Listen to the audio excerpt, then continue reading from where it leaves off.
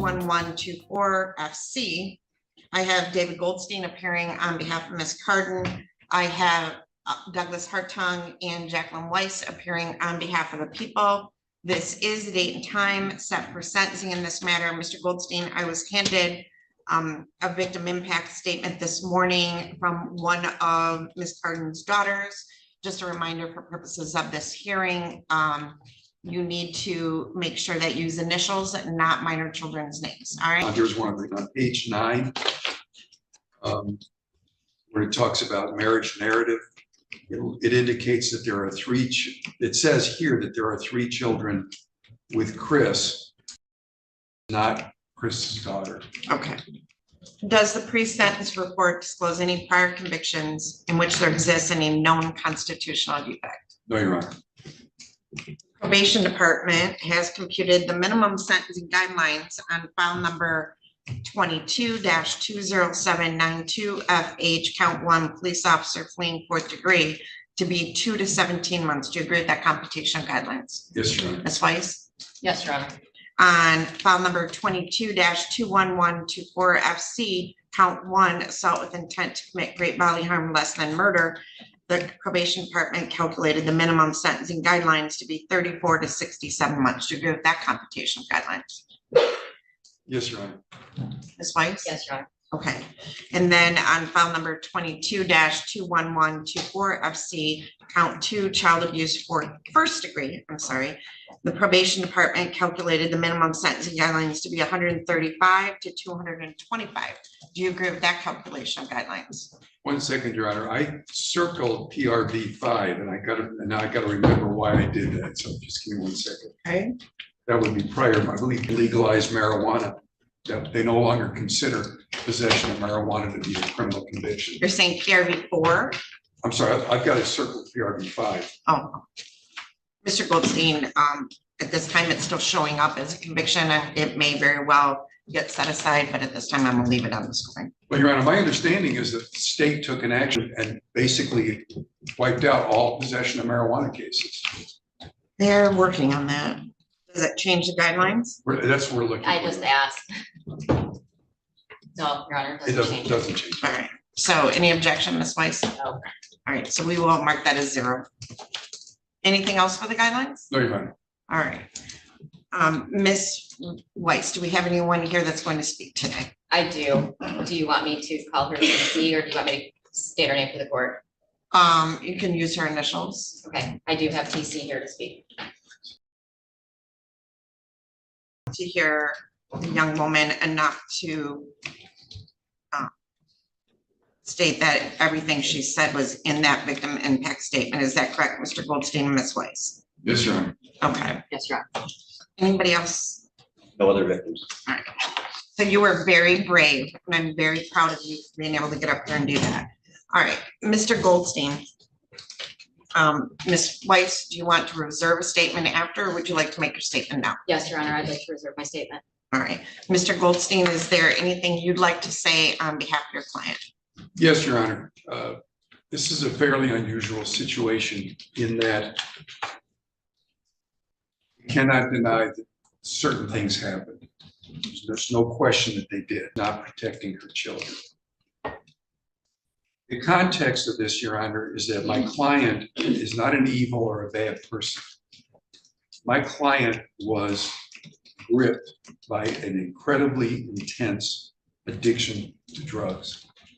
The pre-sentence report indicates not only the amount of drugs that she was doing, but the type. She was doing cocaine, she's doing morphine, she's doing heroin, she was doing alcohol. Addict. I think it's hard for me to understand, and I think anyone who's never been a drug addict to understand the power and the control that hard drugs have over someone's life. As the court is well aware, having read the reports and having heard the plea, my client was allowing other individuals to do things in order for her to feed her habit. Now, I'm not excusing what she did. I'm not trying to justify what she did. I'm trying to understand. I've been a drug addict. I don't know what that's like. I've never been addicted to alcohol. I've never been addicted to heroin, cocaine, etc. So I don't know what that feels like, but it must be awfully strong, and awfully powerful to have created the situation that was created in this particular case. So I'm not asking the judge, the court, or anyone else to pat Ms. Carden on the back and say, you were a good mother. No, what I'm saying, try to understand. My client understands that. But there also has to be some understanding that this is not an evil person that needs to be locked away for the rest of her life. What she needs is rehab, treatment, and help in breaking that addiction. Now, certainly, having spent the last 540 some odd days in jail, she is probably drug-free right now. But we need to understand that there's an attraction out there that's going to grip her again once she gets out of prison, if we don't address that Can issue. you speak loudly enough that we pick it up on the microphone, okay?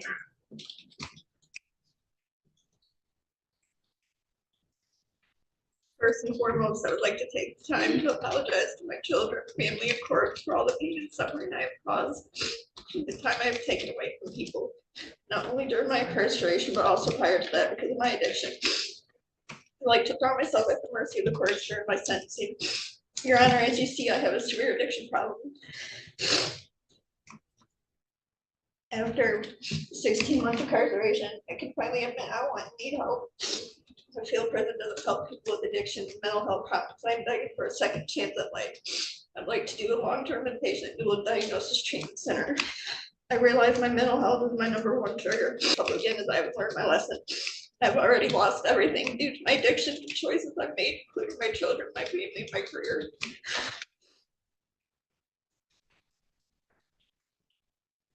Twice. Your Honor, I know usually only one prosecutor speaks, but I'd ask the court to allow me to say my piece as well as Mr. Hartung.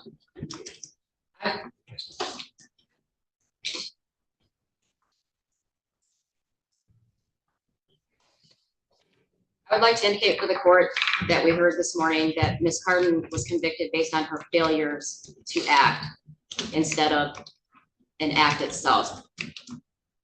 Jamie Carden was notified multiple times that Sam Compton and Ernie Black were such.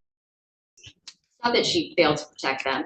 She put them in situations to be around those sexual predators, a willful act.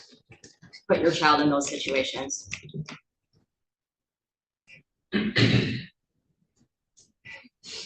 First time that I met the young lady that stood before this court to speak to you, she couldn't have even reached my shoulder. Over the years, I've watched her grow into a beautiful, strong young woman. And I've heard about the awful things that she's been through. So to suggest that this is just something short of evil, I don't agree with. And I'm asking the court to sentence the 12.5 to 40 years. Mr. Hartung? So because we allow this work in advance in terms of what we're doing today, in terms of the actual numbers of sentencing, the court's choice today is somewhat limited on these matters. The reasons what I'm saying, what the court has heard today, what Ms. Weiss has said, and what the victim has said, those are all very well supported. What I want to say directly is that the breadth and scope of the tragedy that was put in motion by Jamie Carden's drug addiction borders on mythological Greek tragedies. Let's take a look at what happened here because she has a drug addiction.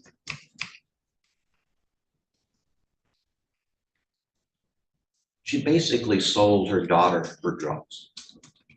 Her daughter was, the defendant has a drug addiction. Because the defendant has a drug addiction, the victim's father, in cold blood, murdered 2 men. Tonight on an Adrian double homicide from last week. We've now learned the suspect in the murders is now facing additional charges. Christopher Lee Ryan Carden now facing a charge of felony home invasion.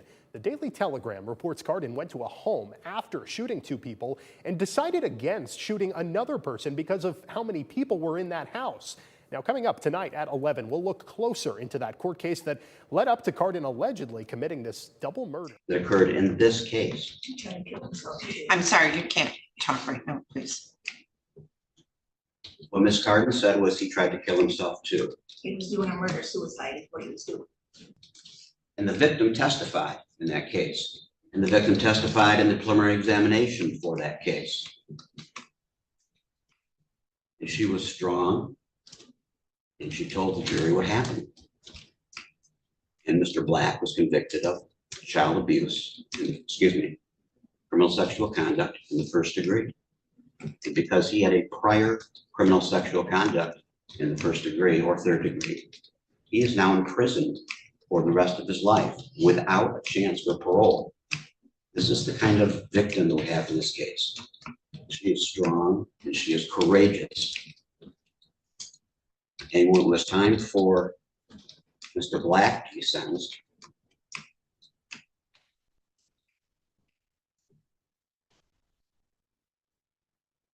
he had a letter written out just like she had today.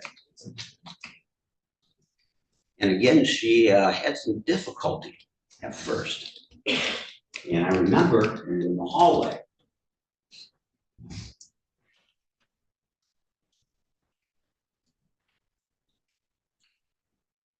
she didn't want to do anything. So are you ready to go in and bury this son of a bitch? She went in, spoke with courage, just like she did today, and with a higher volume than she did today.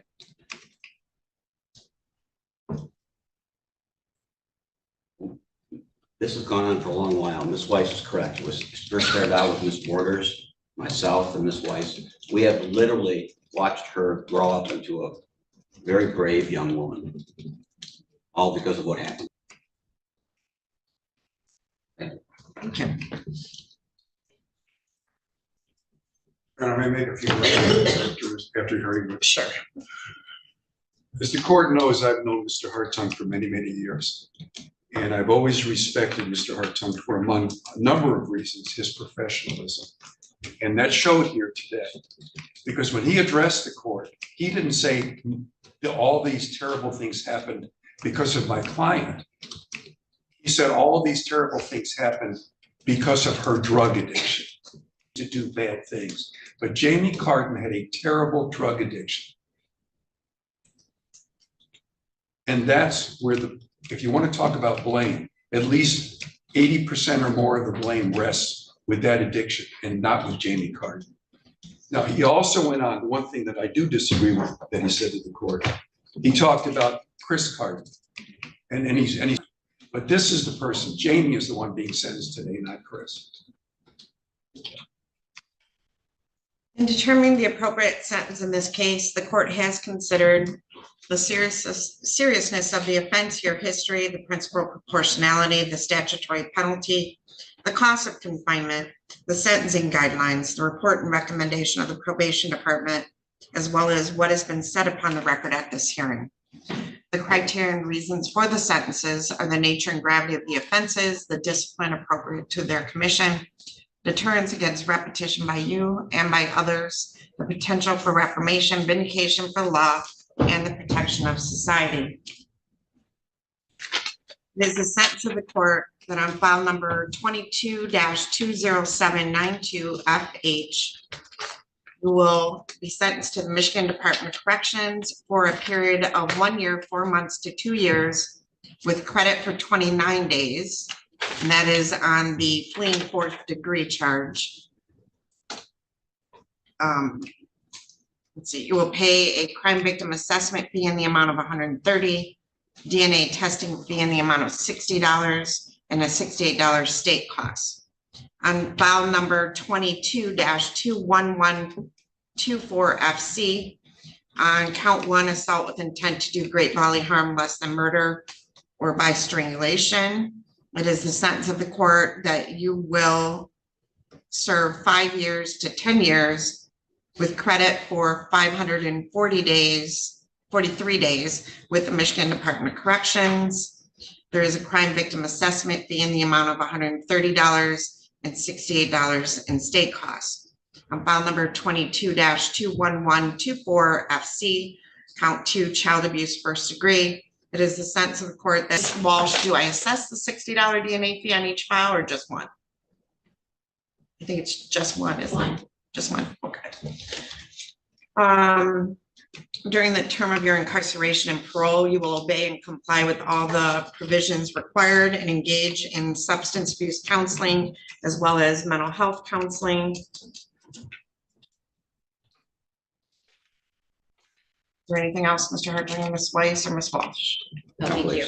All right, so Ms. Carden, my bailiff is going to bring down to you two sets of your notice of right to appellate review. There's one set for each file. I need you to initial and date the top copy for our records to acknowledge that you received the paperwork. The other copies are for you. If you wish to appeal your sentence, you would fill out the information on the form and mail them to the address listed on the form within 42 days. Ms. Walsh, the victim impact statement that was read on the record today, I want attached to the PSI. Okay. And to the young lady who spoke today, you can't pick your parents when you're a child. You can't choose who your parents are. You can't choose most of the things that happen to you, but you can choose the future you will have. And you're sitting there with some wonderful people who will help you do that. I wish you the best of luck. Thank you. Director, should reply.